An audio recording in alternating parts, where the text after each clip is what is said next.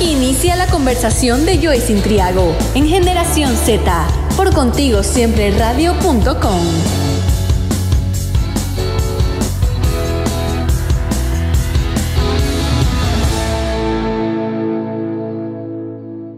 Hola con todos y todas, le damos la bienvenida a nuestro segundo programa de Generación Z. El día de hoy hablaremos sobre acciones juveniles para el cumplimiento de los derechos de los niños, niñas y adolescentes, con la finalidad de que analicemos las acciones que podemos hacer de nuestro rol como la sociedad para garantizar el cumplimiento de los derechos de los niños, niñas y adolescentes. Para este programa cuento ya con la compañía de Andrés Herráez, quien me acompañará en la calidad de co-conductor del programa de hoy. Hola Andrés, bienvenido. Hola, ¿cómo estás, Joyce? Muchas gracias. Y bueno, hoy tenemos un programa bien especial porque nosotros vamos a comentar acerca de una iniciativa ciudadana que ha surgido en Guayaquil. La iniciativa se llama Aprendiendo desde Casa y busca principalmente tratar de llegar a los niños de escuelas con escasos recursos que no tienen suficiente conectividad para continuar con las clases.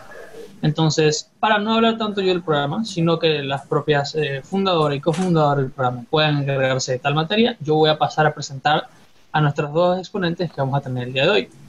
Primero, Alejandra González, tiene 21 años, estudiante de Ciencias Políticas y Derecho, además trabajadora, estudiante de mandarín y fundadora del programa Aprendiendo desde Casa. Adicionalmente, contamos con la presencia de Alejandra Reyes, estudiante de Ciencias Políticas también, y cofundadora del programa Aprendiendo desde Casa. Joyce. Bueno, es importante comunicar este programa porque el garantizar los derechos de los niños y niñas y adolescentes para que gocen efectivamente sus derechos es un deber de toda la sociedad. Es decir, que este deber no excluye a los jóvenes. Constitucionalmente, y siendo explícita en el artículo 44 de la sección quinta sobre los niños, niñas y adolescentes, se garantiza que el Estado, la sociedad y la familia deberán promover de forma prioritaria el desarrollo integral de niñas, niños y adolescentes, asegurando el ejercicio pleno de sus derechos. Entiéndase que el desarrollo integral es el proceso de crecimiento, maduración y despliegue del intelecto y capacidades potenciales y aspiraciones, y debe ser considerado en un entorno familiar, escolar, social y comunitario en donde se debe asegurar la efectividad y seguridad. Diciendo esto, es por esa razón que en este día de hoy le queremos comentar sobre esta grandiosa iniciativa que busca garantizar el cumplimiento de los derechos de niñas y adolescentes. Y nada más y nada menos está hecho por dos chicas grandiosas, jóvenes que de manera voluntaria han expuesto y llevan a cabo este gran proyecto. Así que a las dos Alejandra, porque asombrosamente las dos se llaman Alejandra, puede ser tal vez un destino de la vida y que las unió para llevar a cabo esto ya tan maravilloso. Así que chicas, bueno, cuéntenos sobre esa iniciativa, qué es lo que las motivó a ustedes, cómo han podido llevar a cabo esto. Hola Joyce, ¿cómo estás? Hola Andrés. Bueno, ADC es un proyecto que brinda refuerzo académico en línea a niños y niñas de octavo, noveno y décimo. Aquellos que han sido más afectados por este cambio drástico de lo presencial a una modalidad en línea a raíz de la pandemia. Bueno, ADC también nació a finales de marzo, principios de abril, y la crisis en el sistema de salud a nivel nacional era la prioridad. El tema de la educación y las necesidades que iban a surgir de todo el cambio iban a pasar a un segundo plano. Entonces, como joven, sí busqué alguna manera igualmente válida de poder ayudar, que no fuera económicamente, porque igual estábamos en tiempos de crisis, y mi familia, muchas familias no podían ayudar de esta manera.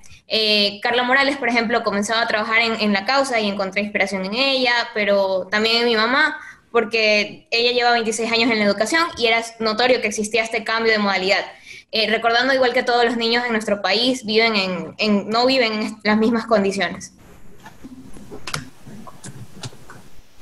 Bueno, y tal vez acompañando un poco más de lo que comentaba Ale, hasta ahora hemos beneficiado a 150 niños y actualmente estamos con un grupo de 100 más. Entonces, entre el transcurso de las clases que se dan los fines de semana, vamos viendo cómo avanzan y se les dan diplomas al final del día y nos enriquece muchísimo. Más que nada, aparte de la gestión que hacemos Ale y yo, es poder ver que los tutores están con los niños y que ellos aprenden. Muchos a veces quisieran recibir más clases o quedarse con nosotros, pero como es un tema de poder seguir alcanzando o beneficiando más niños, tenemos esta modalidad de 2 meses y esperamos seguir creciendo y eso. Me ha parecido realmente increíble. Yo, bueno, como estudiamos en la misma universidad, vi que compañeros también compartían la información sobre este proyecto, vale la redundancia. Entonces, me llamó muchísimo la atención y yo dije, wow, o sea, en verdad, cuando este tipo de cosas a mí me impactan mucho porque yo digo, a veces la juventud nos quedamos como una zona de confort, pero realmente tenemos que usar nuestras manos, nuestras capacidades, nuestras piernas, todo lo que tengamos a la par para lograr ayudar a los demás. Y más cuando se trata en el tema de niños y niños, porque notablemente alguna vez nosotros fuimos esos niños. Nosotros fuimos esas niñas que tal vez necesitamos esa ayuda, necesitamos a alguien que nos dé ese empujoncito. Entonces, realmente desde ya quiero felicitarlas por lo que han hecho durante este tiempo. Quiero darles las gracias por todo, en nombre de todos sus padres y madres que han podido ayudar, porque realmente sé que muchas veces necesitas esta compañía. A veces tus padres están muy ocupados con el tema laboral, con el tema de ayudar en casa, entonces a veces necesitamos este refuerzo. Y en muchas ocasiones este refuerzo es pagado y no tenemos las condiciones los padres y madres para poder acceder a pagar este tipo de refuerzos que se dan luego de las clases. Entonces, qué gran, de verdad, iniciativa que han hecho. Y bueno, frente a eso, hemos realizado una serie de preguntas para quienes nos están sintonizando puedan conocer más detalles sobre su acción, su programa y la influencia positiva en que ha logrado tener en la sociedad.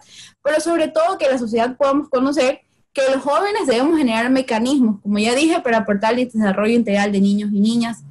¿Por qué? Porque realmente yo siempre voy a hacer énfasis. El cuidado de los niños y las niñas no es solo de la familia, no es solo del Estado, es de todos los que conformamos la sociedad. Todos quienes hacemos el entorno escolar, el entorno comunal, todos somos parte de ese desarrollo.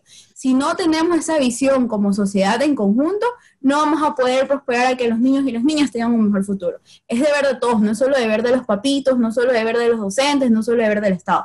Es un deber de cada persona. Entonces, eso quiero transmitir el día de hoy a quienes nos están viendo, que conozcan que nosotros podemos hacer cosas. Podemos hacer cosas tal vez con una mínima inversión, pero las podemos hacer. Entonces, frente a eso, yo voy a hacerle las preguntas a Alejandra González y Andrés Alejandra Reyes. Así que vamos, Andrés, ¿verdad? Una y una, las turnamos. Ya, ok. Bueno, Alejandra, nos comentas también de que tú eres estudiante de Ciencias Políticas y estudiante de Derecho, ¿verdad? Entonces, tal vez tú nos puedas ayudar desde una visión jurídica y social a responder las siguientes preguntas que hemos realizado para ti. El otorgar las herramientas, mecanismos o métodos para el cumplimiento de los derechos de los niños y niñas adolescentes es competencia netamente del Estado y sus padres desde el ámbito jurídico y social. Respóndenos, por favor. Claro que sí, Joyce. Como estabas mencionando, bueno, constitucionalmente es un derecho la educación, el artículo 26, por ahí me parece que habías mencionado otro. Entonces, hablamos de que igual es obligación y responsabilidad del Estado ecuatoriano brindar estas herramientas para que exista un cumplimiento de este derecho a la educación a los niños. Y los padres en primera línea, sin duda, pero aquí el tema es que también hay otros actores. Por ejemplo, el tema de las organizaciones no gubernamentales ayudan mucho. Había mencionado el tema de Carla Morales, pero también el sector privado. Hay muchísimas empresas que podrían ayudar a conseguir dispositivos electrónicos y otros materiales que los niños necesitan. Y ya había mencionado que los niños no están en igualdad de condiciones en nuestro país. Entonces, esto es un punto muy importante donde si tenemos esta cooperación, es posible llegar a más niños y de manera mucho más rápida para que se pueda garantizar realmente este acceso a la educación.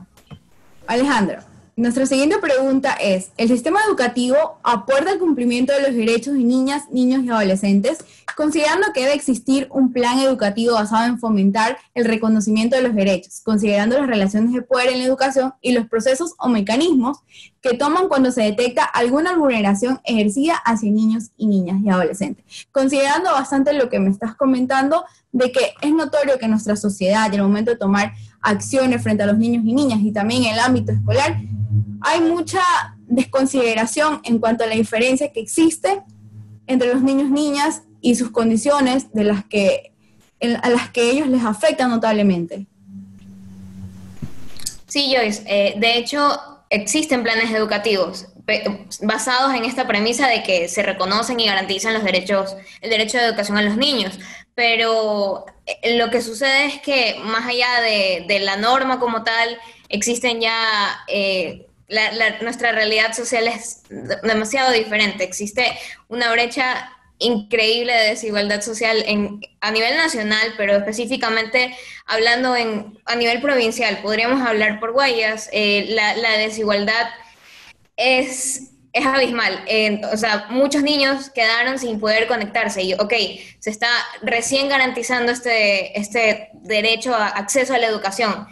Todavía ni siquiera lo estamos garantizando como un acceso a la educación de calidad, solamente que accedan los niños a la educación. Entonces, esto es importante reconocer y también notar que, bueno, existen estos planes educativos, pero no, a mi parecer no existe un plan educativo basado en la realidad de cada provincia, pero sobre todo en la realidad de cada, o sea, a nivel de desigualdad. Este plan es muy general y, si bien es cierto, hay partes en las que se especifica bastante en parroquias rurales y parroquias urbanas, pero no es lo mismo. Quizás, de alguna manera, el Estado, si es que puede elaborar alguna política pública basada específicamente en esto que estoy hablando, sería ideal, porque de esta manera estos procesos o mecanismos que se podrían elaborar o para poder detectar esto que estabas hablando yo, es de la vulneración que se pueda tener en algún niño o niña o adolescente,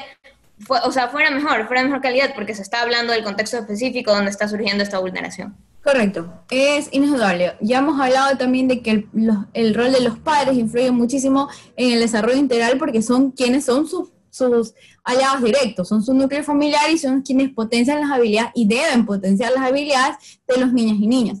También hemos hablado del entorno escolar, porque es realmente, bueno, es donde siempre se ha considerado la segunda casa y es donde los niños pasaban la mayor parte del tiempo. Hoy día la situación es distinta, pasan la mayor parte del tiempo en su casa por las situaciones en las que estamos, pero de cierta manera no se desvincula el entorno escolar, porque ellos siguen estando virtualmente, en clases. Entonces, aún sigue influyendo bastante y se sigue considerando el segundo lugar de desarrollo. Pero no podemos dejar de obviar la comunidad. A pesar de que hoy día, por la realidad que estamos surgiendo, no podemos de cierta manera socializar como normalmente lo hacían niños y niñas. Pero eso no quiere decir que la comunidad debe quedarse estática y no buscar mecanismos para fomentar la garantía de derechos de niños y niñas. Frente a eso, los jóvenes deberíamos aportar mayormente a que la sociedad en general se involucre al cumplimiento de niñas y niños. Entonces, frente a eso, Alejandra, ya que tú has llevado con Alejandra este proyecto tan increíble, ¿cuáles podría ser o cuáles tú consideras que serían los métodos para que los jóvenes que nos están viendo puedan involucrarse en el cumplimiento de derechos de niñas y niñas? Además de la motivación, claro, porque la motivación nos lleva a querer hacer planes, la motivación nos lleva a querer hacer un cambio, pero además de la motivación, ¿cuáles tú consideras que podrías recomendar esos métodos para aportar significativamente a los niños y niñas desde nuestro espacio? Bueno, Joyce, yo creo que aprendiendo desde casa involucra directamente a la ciudadanía en la cuestión que estamos tratando hoy. Y más allá de eso, creo que aparte de tener estas ganas de ser voluntario dentro del proyecto, que es una de las opciones o razones, también está la parte de la difusión. Muchos chicos, muchos jóvenes quizás no tienen el tiempo o no tienen los conocimientos pertinentes para poder entrar como tutor, pero pueden ser otra clase de voluntarios. Y si no les da el tiempo, de esta manera, el tema de la difusión es muy importante para nosotros, porque como ya habíamos hablado, es 100% en línea. Entonces, es diferente a la presencialidad donde, bueno, puedes repartir afiches, puedes comunicarlo presencialmente en instituciones, pero en el tema de modalidad en línea nos valemos mucho de las redes sociales y de cualquier plataforma donde nos puedan dar acogida. Y es súper importante que como jóvenes, teniendo en cuenta que estamos en diferentes redes sociales, nos ayuden a poder potenciar el proyecto y llegar así a más niños, porque una vez que lo potencias, no solamente para los jóvenes, puede llegar algún padre de familia, puede llegar algún niño de las edades con las que nosotros trabajamos, y eso es súper importante. Creo que desde la ciudadanía podemos cumplimos un rol fundamental en esta cuestión y que es igualmente válida, como decía antes, de poder ayudar a la comunidad. Ok, antes de, seguir con más preguntas, damos paso a Alejandra Reyes. Andrés. Muy bien, ¿se me escucha? Ok, perfecto. Bueno, ahora vamos un poco con Alejandra Reyes, quien nos va a ayudar un poquito más desde la politología, el estudio de las ciencias políticas, las relaciones de poder dentro y fuera de la estructura estatal. Entonces, bueno, sin más, quisiera preguntarte, Alejandra, ¿cuál crees tú que es el aporte de la politología frente al sistema educativo?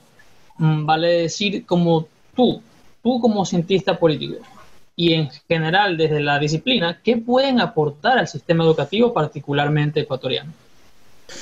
Ok, bueno, creo que la ciencia política es un campo de estudio muy amplio y como se lo tiene conceptuado erróneamente, se lo vincula al ejercicio desde el sector público, pero en realidad muchas de las cosas que hacemos en ciencias políticas es identificar problemas y proponer soluciones. Entonces, en ese sentido, podemos aplicarlo en muchas áreas. Podemos aplicarlo en la educación, podemos aplicarlo en la salud, en los negocios, en muchas áreas. Y en ese caso particularmente es la educación. Aprendiendo desde casa surgió como para hacer un vínculo entre esa transición de la presencialidad a la virtualidad que teníamos de las clases. Entonces, pudimos identificar ese problema y a través de nuestras capacidades proponer una solución. Entonces, creo que el sistema educativo ecuatoriano necesita muchísimas reformas, necesita una política pública que aborde un sistema educativo más integral, con conocimientos desde ciudadanía, desde educación sexual y muchos otros temas que son importantes y que necesitan ser abordados desde la secundaria o desde la primaria. Entonces, considero que el cientista político pueda proponer muchísimas soluciones, porque ese es el rol de un cientista político, identificar un problema y proponer soluciones. Ok, me parece totalmente oportuno tu comentario, porque justamente la siguiente pregunta es: ¿cuál es el rol de las relaciones de poder en la educación? Claro que trasciende un poco el sistema ecuatoriano y no se limita a una secundaria o un colegio, sino también en la universidad. Cuando uno está en el salón de clases, eventualmente siente que existe una jerarquía con el profesor, y fuera del salón de clases hay una jerarquía en las facultades, en los órganos administrativos de una universidad o de un colegio. Entonces, en función de que la educación, valga la redundancia, funcione y podamos brindarle a la gente que participa en los sistemas educativos la mejor formación para que posteriormente puedan construir una ciudadanía consciente, responsable, innovadora y desarrollada, ¿cuál crees tú que sería el rol de la relación de poder para que esa educación sea óptima, para que esa educación sea de calidad? Ok, considero que nuestra educación es más tipo tradicional. Entonces, una nueva perspectiva tendría que ser una educación sin jerarquías, o sea, tal vez sin jerarquías tan estructuradas, o tal vez con algo un poco más horizontal, donde pueda haber comunicación entre todos los actores y donde la educación no sea vista desde un peso, desde una carga o desde algo que no sirve, porque muchos jóvenes piensan que no necesitan educación. Entonces, un poco es también evaluar qué está pasando con el sistema educativo. Y realmente esta pandemia ha dado mucho de qué hablar, ha demostrado todas las inequidades sociales que existen en Guayaquil y en todo el país. Pero al mismo tiempo también ha dado la apertura para que exista ese espacio donde los jóvenes, que tal vez frente a los profesores no tenían tanta relevancia o era una relación mucho más jerárquica, ahora son los profesores quienes tienen que aprender un poco de los jóvenes en el sentido de la tecnología. Hemos visto muchos profesores tener problemas con la adaptación al sistema virtual. Entonces, creo que esa pandemia puede un poco vincular un poco más a esa relación profesor-alumno, esa relación padres de familia, docentes, padres de familia, instituciones educativas, y bueno, la parte también del gobierno, el gobierno central y los gobiernos autónomos descentralizados, que hemos visto mucha falta de consenso. Hemos visto a la ministra de Gobierno, María Paula Romo, decir que quiere implementar un plan piloto, y a la alcaldesa de Guayaquil diciendo que no se va a implementar. Entonces, hay que ver de qué manera priorizamos a quienes cuya voz es más importante. En ese sentido son los padres de familia y los alumnos. Entonces, ¿qué es para ellos más importante? ¿Lo que dice la ministra Romo o lo que dice la alcaldesa? Independientemente de quiénes sean, sino velar por el bienestar de estos grupos. Ok. Y bueno, para finalizar, ¿tú crees entonces que nosotros deberíamos tener no tanto un modelo que priorice a un elemento sobre otro, es decir, que priorice al profesor sobre el alumno o que priorice al alumno sobre el profesor, sino también que existe un modelo un poco equilibrado, un poco balanceado, porque si bien es cierto, los alumnos aprenden mucho más de los profesores también aprenden de los alumnos constantemente y se educan y estudian, son constantes estudiantes, vale decir, de educación. Entonces, ¿tú optarías por un sistema un poco más balanceado en el cual el profesor, si bien es cierto, tenga el mando de la clase, no sea estrictamente una figura de autoridad o algo así? ¿Tú puedes explicarnos un poco más eso? Sí, realmente desde Aprendiendo desde Casa tratamos de implementar algo similar, donde constantemente estamos viendo la retroalimentación de los alumnos y donde les pedimos si necesitan, si quieren ver algún tema en particular, si quieren aprender de alguna forma distinta. Entonces, creo que en un sistema más horizontal, lo más importante es considerar a la otra parte, considerar las necesidades del profesor y considerar las necesidades del alumno. No es un tema de tú eres más importante, es un tema de si todos nos comprendemos y todos estamos conscientes de lo que el otro necesita y la capacidad del otro, podemos generar mejores resultados. Entonces, es buscar mejores resultados, independientemente de quién sea el poder o quién sea el subordinado en este caso. Bueno, sí, es verdad, la verdad yo estoy totalmente de acuerdo, precisamente porque el poder es algo que nosotros no podemos extinguir o no podemos prescindir de, sino que eventualmente nos acompañará así como nos ha acompañado en toda la historia. Entonces lo más útil sería justamente hallar los mecanismos y los métodos para poder equilibrar estas relaciones. Esas son todas las preguntas para ti, Alejandra Reyes, y creo que hemos concluido un poco con la parte de las preguntas del programa. Joyce. Sí, quería hacerle una réplica a cada una. Y bueno, empiezo por Alejandra Reyes. Me quedo justamente con esa última etapa en cuanto a las relaciones de poder en este programa también, o sea, en el programa que ustedes llevan a cabo. Frente a eso y considerando que también lo que ustedes están efectuando, lo que ustedes están ejecutando es también un programa de educación que obviamente viene a ser un aporte a los programas de educación establecidos como tales en nuestra sociedad. ¿Cuáles han sido los mayores desafíos que ustedes han podido lograr detectar? ¿Y cómo han logrado de cierta manera solucionar estos desafíos? Entiéndase en como que, bueno, ¿sabes qué? Los niñas, en la mañana están en sus clases, horario normal que les otorga su escuela, y en la tarde les toca a ustedes. También esto va un parte en la forma de la disciplina en cuanto al niño, cómo han podido hacer esa relación con los padres, cómo han involucrado a los padres también en este proceso, porque este proceso no puede ser solo con niños, este proceso obviamente también involucra a sus padres. Y que probablemente a veces, para cuando seamos jóvenes, hay ciertas cosas que la experiencia nos va a permitir conocer. Entonces, coméntenos de sus otras experiencias, cuáles han sido los mayores desafíos que han tenido en este programa vinculados a la parte de la educación y de vinculación con los padres. Listo.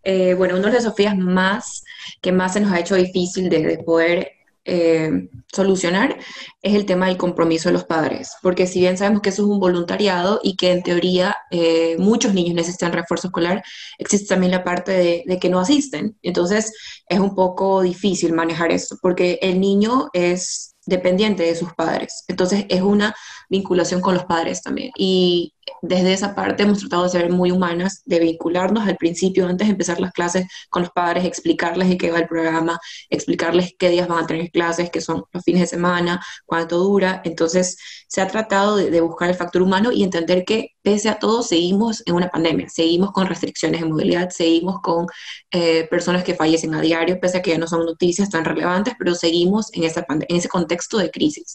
Entonces, por lo general también tenemos problemas de conexión. Entonces es comprender a la otra parte y tratar de solucionar. A veces si no se conectan, se reprograma la clase, se comparte el contenido que sigue en la clase, y es buscar constantemente velar por los intereses de todos de la mejor forma.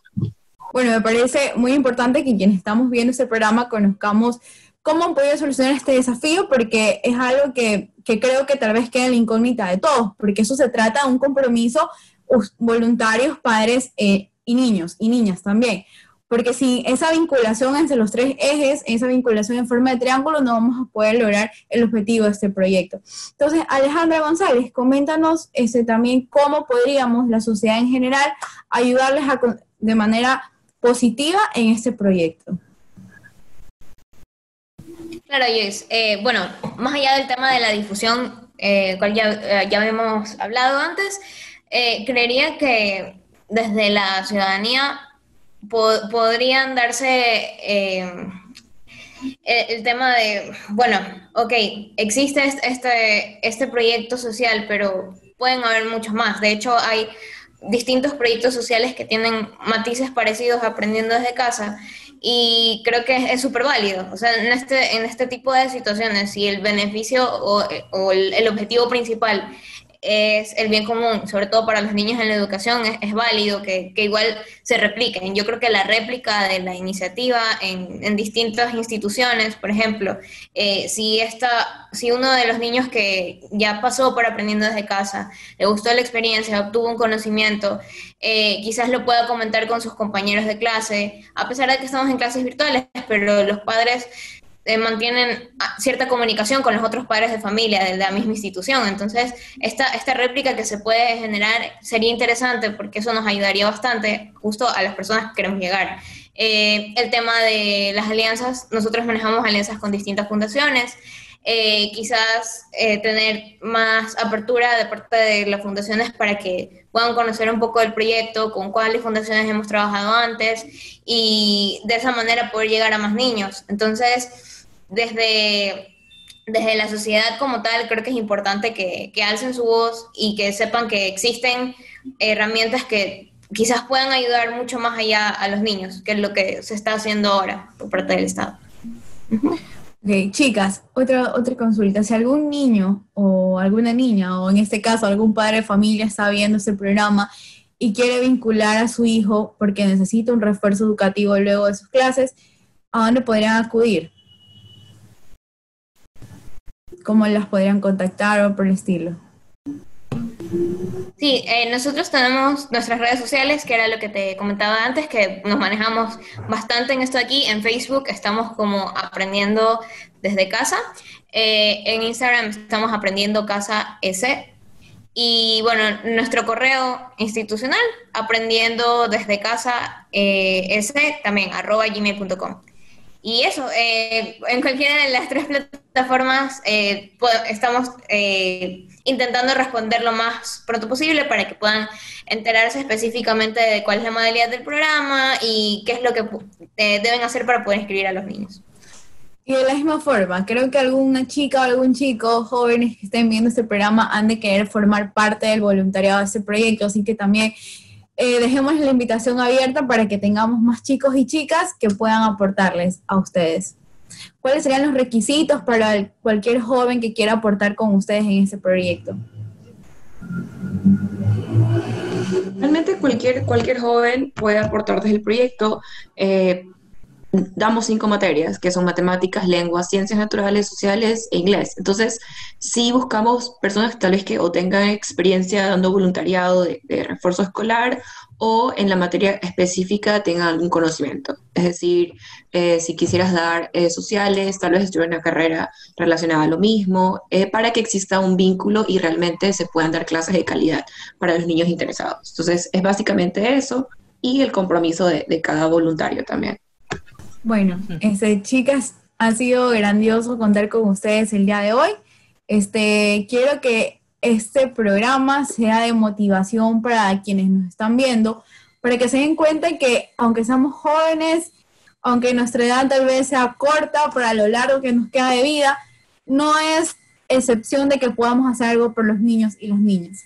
Siempre vamos a poder lograr hacer cualquier cosa, vamos a poder lograr vamos a poder tener un granito de arena para que los niños y niñas puedan acceder a sus derechos como deben ser, y podemos ser parte de ese cambio para ellos. Realmente no nos limitemos, no creamos que porque somos jóvenes no podemos hacer algo para ellos. Sí lo podemos hacer.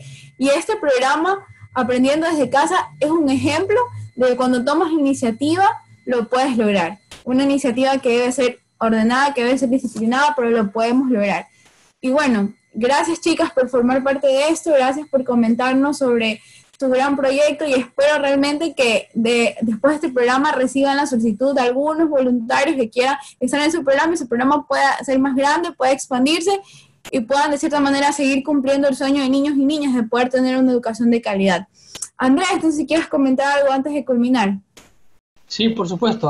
Igual que tú, agradecerles por la participación en el programa y, bueno, brevemente desearles lo mejor, que puedan desarrollar el programa hasta donde dé y recomendarles, como siempre, que traten de tener un buen enfoque, traten de revisar constantemente sus procesos y tener paciencia porque cualquier emprendimiento, cualquier ayuda social en un contexto latino y particularmente en una pandemia es bastante complicado. Entonces sigan adelante cumpliendo lo que se han propuesto y nuevamente muchas gracias y les deseo lo mejor siempre. Gracias chicos, nos despedimos. Gracias a ustedes.